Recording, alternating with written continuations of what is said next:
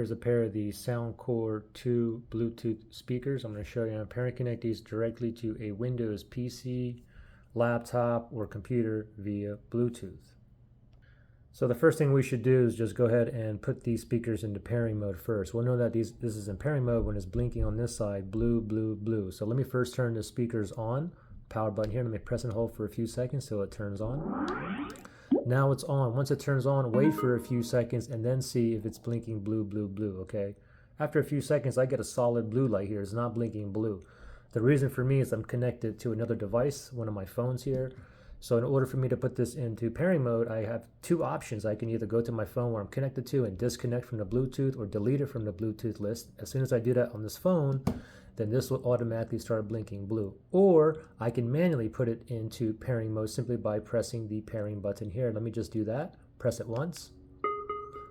Now it's in pairing mode. It's blinking blue. Now let's shoot over to our computer, and you just want to go to your Bluetooth settings. You can do a search, bottom left-hand side, just type in Bluetooth. And then we want to go here to Bluetooth and other device settings right there. And then from here, you want to select on Bluetooth and other device. Now make sure that Bluetooth is toggled on. And now we're going to go ahead and tap up here, this plus button where it says add Bluetooth to other device. So tap on that. Now we're going to select the first one, Bluetooth, right there. Now this line that's going across there, now it's searching for devices that's in pairing mode that is near me, which is like 30 feet Bluetooth range. And it's still in the pairing mode, it's blinking blue. And now we just have to wait till it, oh, there it popped up here, Soundcore 2. Let me select that. And voila, we're connected, ready to go. I'll click on done right there. And you can see I have a bunch of other headphones and earbuds paired to this, but you can see the Soundcore 2 is connected.